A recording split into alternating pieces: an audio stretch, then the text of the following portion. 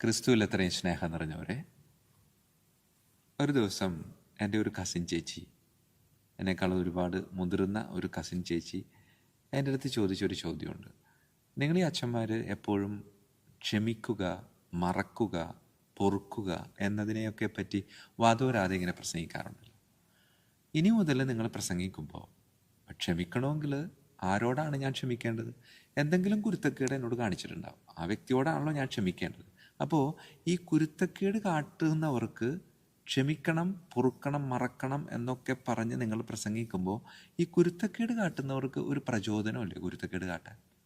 അപ്പോൾ അതിനേക്കാൾ ഉപരി ഈ കുരുത്തക്കേട് അല്ലെങ്കിൽ അസ്വസ്ഥത ഉണ്ടാക്കുന്നവരോട് അത് ഉണ്ടാക്കരുത് എന്ന് പ്രസംഗിക്കുന്നതല്ലേ ക്ഷമിക്കണം, പൊറുക്കണം, അല്ലെങ്കിൽ മറക്കണം എന്നൊക്കെ പ്രസംഗിക്കുന്നതിനേക്കാളും നല്ലത് എന്ന് ചോദിക്കേണ്ടേ? പറയാനുള്ളവരെ, ശരിയല്ലേ? ശരിക്കും ഈ ക്ഷമിക്കണമെങ്കിൽ എന്തെങ്കിലും കുരുത്തക്കേട് എന്നോട് ആരെങ്കിലും കാണിച്ചിട്ടുണ്ടാവും. അപ്പോൾ ആ വ്യക്തിയോടാണ് ഞാൻ ക്ഷമിക്കേണ്ടത്. അങ്ങനെയെങ്കിൽ നിങ്ങൾ ആ വ്യക്തിയോട് ചെന്നിട്ട് ഇങ്ങനെയുള്ള പ്രവൃത്തികളിൽ നിന്ന് നിങ്ങൾ പരമാവധി ഒഴിഞ്ഞു നിൽക്കണം എന്ന് പറയുമ്പോൾ ഈ ഞങ്ങളെപ്പോലുള്ളവർക്ക് അത് കുറച്ചുകൂടി ആശ്വാസത്തോടെ ജീവിക്കാനുള്ളൊരു വക നൽകുന്നില്ല അച്ഛൻ എന്ന് ചോദിച്ചു. പ്രിയമുള്ളവരെ, ഈ ക്ഷമിക്കുക എന്നുള്ളൊരു വാക്കിന് അതിൻ്റേതായ ഒരു അർത്ഥമുണ്ട്, അതിൻ്റേതായ ഒരു ആഴമുണ്ട് എന്നുള്ള. ക്ഷമിക്കുക എന്ന് പറയുമ്പോൾ ഹൃദയത്തിൽ ആ വ്യക്തിയോട് വെറുപ്പ്, പക, വിദ്വേഷം എന്നിവ എടുത്തു മാറ്റുക. അതാണ് ക്ഷമിക്കുക എന്ന വാക്കിൻ്റെ, അത് ഹൃദയം കൊണ്ടുള്ളൊരു തീരുമാനമാണ്.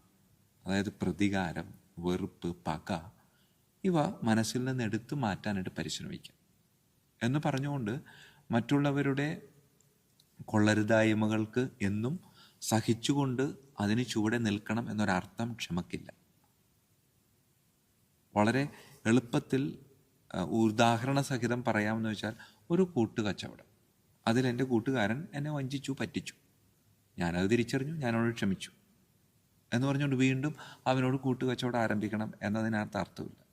വീണ്ടും കൂട്ടുകച്ചവടം ആരംഭിക്കണമെങ്കിൽ ക്ഷമ മാത്രം പോരാ, അവൻ അനുരഞ്ജനം സ്വന്തമാക്കി, അല്ലെങ്കിൽ അവനോട് അനുരഞ്ജനപ്പെടുക എന്ന് വെച്ചാൽ ആ വ്യക്തിയുടെ ജീവിതത്തിൽ ചില മാറ്റങ്ങൾ വരുത്തി എന്നോട് വീണ്ടും ചേർന്ന് നിൽക്കാനും അങ്ങനെ അവിടെ ഒരു അനുരഞ്ജനം സൃഷ്ടിക്കാനും സാധിച്ചാൽ വീണ്ടും നമുക്ക് കൂട്ടുകച്ചവടം ആരംഭിക്കാം. അല്ല എങ്കിൽ ക്ഷമ മാത്രം മതി. ക്ഷമിക്കുക എന്ന് പറയുമ്പോൾ ഒരു സുന്ദരമായ ഒരു അകലം സൂക്ഷിക്കുക എന്നൊരർത്ഥം കൂടെയുണ്ട്.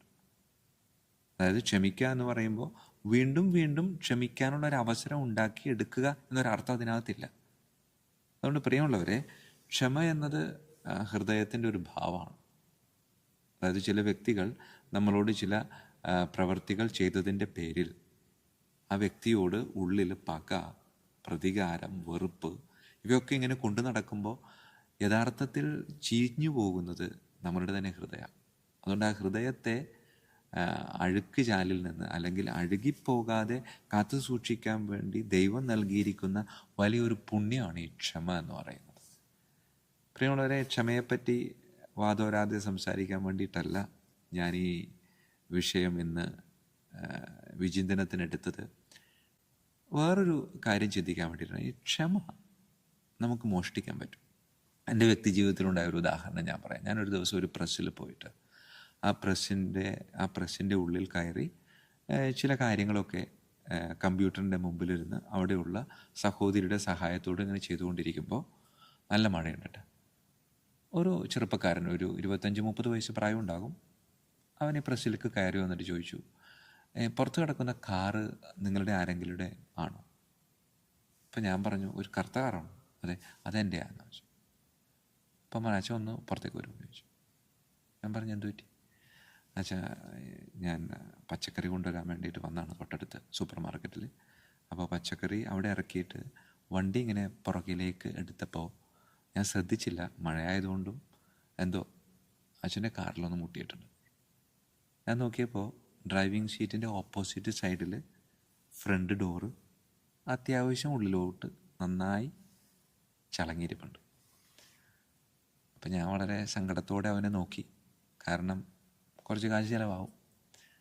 അപ്പോൾ അവൻ എൻ്റെ അടുത്ത് പറഞ്ഞു, അച്ഛാ അറിയാതെ പറ്റിപ്പോയതാണ്, പക്ഷേ കുഴപ്പമില്ല, തൊട്ടടുത്തൊരു വർക്ക്ഷോപ്പ് ഉണ്ട് അച്ഛൻ, ആ വർക്ക്ഷോപ്പിൽ ചെന്നിട്ട് ഇത് കാണിക്കാം, എത്രയാവുമോ ഇത് നേരെയാക്കാൻ വേണ്ടിയിട്ട് എന്ത് ചിലവാകോ അത് ഞാൻ കൊടുത്തോളാം, ഇതെൻ്റെ നമ്പറാണ് അച്ഛാ, ഞാനവിടെ വിളിച്ച് പറഞ്ഞോളാം, എൻ്റെ ഒരു പരിചയക്കാരനാണ്, അതുകൊണ്ട് ഒന്നും വിചാരിക്കരുത്, അറിയാതെ പറ്റിപ്പോയാണെന്ന്. ഞാൻ പറഞ്ഞു, ഞാൻ അവൻ്റെ അടുത്ത് നമ്പർ വാങ്ങിച്ചു. ഞാൻ പറഞ്ഞു കുഴപ്പമില്ലടാ, ഞാൻ നോക്കിക്കോളാം എന്ന് പറഞ്ഞു. ഞാൻ വീണ്ടും പ്രസ്സിൽ കയറി എൻ്റെ കാര്യങ്ങളൊക്കെ ചെയ്ത് തീർത്തു. മഴയൊക്കെ മാറി ഞാൻ തിരിച്ച് എൻ്റെ പള്ളിമേടയിലേക്ക് പോകുമ്പോൾ ഞാൻ ഇവനെപ്പറ്റി ഒന്നുകൂടെ ആലോചിച്ചു. പ്രിയമുള്ളവരെ, ശക്തമായ മഴ, അവൻ്റെ വണ്ടി എൻ്റെ വണ്ടിയിലിരിക്കുന്നത് ഒരാൾ കണ്ടിട്ടില്ല. മഴ കാരണം ഞാനത് ശ്രദ്ധിച്ചിട്ടേയില്ല. അതുമല്ല, ഡ്രൈവിംഗ് സീറ്റിൻ്റെ ഓപ്പോസിറ്റ് സൈഡിലാണ്. ഞാനത് ഉടനെ കാണാനും പോകുന്നില്ല. വേണമെങ്കിൽ അവന് പോകാമായിരുന്നു. സാധാരണ സംഭവിക്കാറുള്ളത് പതുക്കെ ആരും കണ്ടിട്ടില്ല എന്ന് വിചാരിച്ച് നമ്മൾ വിട്ടുകളയും. പക്ഷേ അവൻ ഓരോ സ്ഥലത്തും കയറി ഇറങ്ങി. ഞാനിരിക്കുന്ന പ്രസ് ഈ ഷോപ്പിംഗ് കോംപ്ലക്സിൻ്റെ ഒരറ്റത്താണ്. അവൻ മറ്റ് കടകളിലും മറ്റ് സ്ഥാപനങ്ങളിലും ഒക്കെ കയറി ഇറങ്ങി ഏറ്റവും അവസാനമാണ് ഈ സ്ഥലത്ത് എത്തിയിരിക്കുന്നത്. കാരണം ഈ അറ്റത്താണ്. എന്നിട്ട് അവൻ അത് കണ്ടുപിടിച്ച് ഈ കാറിൻ്റെ ഉടമസ്ഥൻ ആരാണെന്ന് കണ്ടുപിടിച്ച്, ഞാൻ അച്ഛനായതുകൊണ്ടൊന്നും അല്ല കേട്ടോ അവൻ എന്നോട് ഇത് പറഞ്ഞത്, അതെൻ്റെ കാറാണെന്ന് പോലും അവൻ അറിയത്തില്ലായിരുന്നു. അവനത് കണ്ടുപിടിച്ച് എൻ്റെ അടുത്ത് നമ്പർ തന്ന് അവൻ എന്നോട് മാപ്പ് ചോദിച്ച് അവൻ ഇറങ്ങിപ്പോകുമ്പോൾ അവനോട് ഞാൻ പോലും അറിയാതെ ക്ഷമിച്ചു പോയി എന്നുള്ളൂ. ക്ഷമിച്ചു പോയി എന്നതിന് വേറൊരു കാരണവും കൂടിയുണ്ട്. ഞാൻ വർക്ക്ഷോപ്പിൽ പോയില്ല. ഞാൻ ആ വർക്ക്ഷോപ്പുകാരൻ്റെ അടുത്ത് പോയില്ല. അവൻ്റെ ചിലവിൽ വർക്ക്ഷോപ്പിൽ കൊണ്ടുപോയി കൊടുത്ത് കാർ ഞാൻ നന്നാക്കിയില്ല. കുറച്ച് നാൾ ആ കാറ് ഞാൻ അങ്ങനെ ആ പോരായ്മയോടുകൂടെ കുറച്ച് നാൾ കൊണ്ട് നടന്നു. അപ്പോൾ പലരും ചോദിക്കും, അച്ഛൻ തെറ്റിയെന്ന് ചോദിക്കുമ്പോൾ ഞാനിത് പറയും. 1-2 ദൈവാലയങ്ങളിൽ ചില പ്രസംഗങ്ങളിൽ പോയപ്പോൾ അവിടെ ഇത് പറഞ്ഞിട്ടുണ്ട്.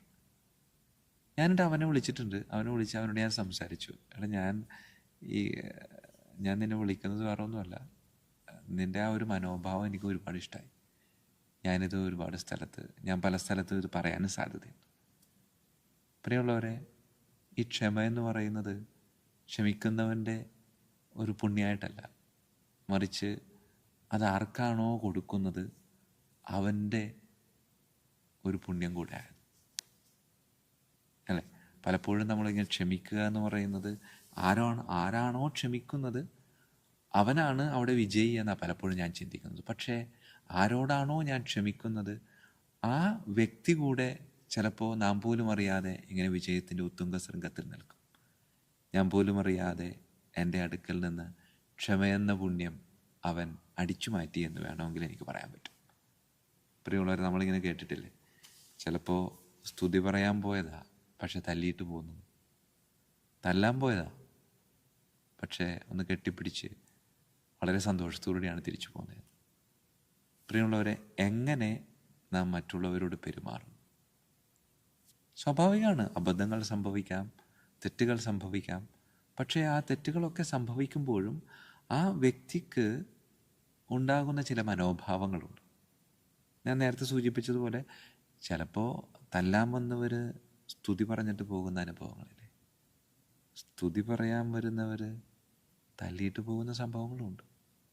അതുകൊണ്ട് ഈ കയ്യിലിരിപ്പ് വായിലിരിപ്പ് എന്നൊക്കെ പറയുന്ന ചില കാര്യങ്ങളുണ്ടല്ലോ, അത് ജീവിതത്തിൻ്റെ വളരെ പ്രധാനപ്പെട്ടൊരു കാര്യം.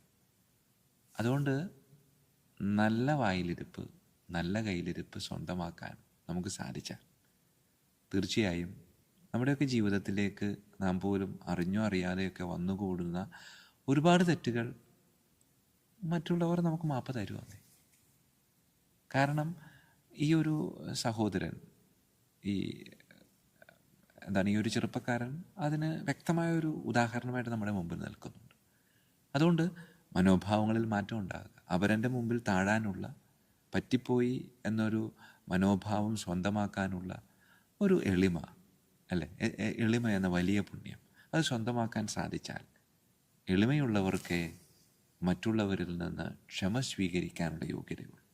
അതുകൊണ്ട് ക്ഷമ സ്വീകരിക്കേണ്ട ഒരടിസ്ഥാന യോഗ്യത എളിമയാണ്.